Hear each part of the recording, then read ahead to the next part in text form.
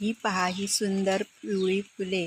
कोकणामध्ये याला हरणं असं म्हणतात.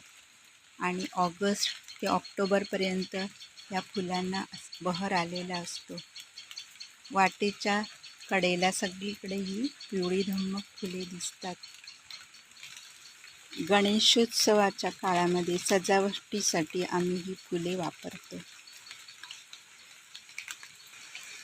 किती सुंदर असं फूल आहे ना हे. काही जण याच्या पानांचा उपयोग दातदुखीसाठी, हिरड्यांची सूज कमी करण्यासाठी असा त्याचा उपयोग करतात.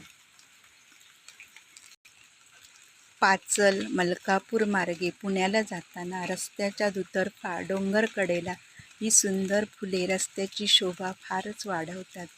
अशी ही सुंदर फुले हरणं किंवा सोनकी या नावाने ओळखली जातात.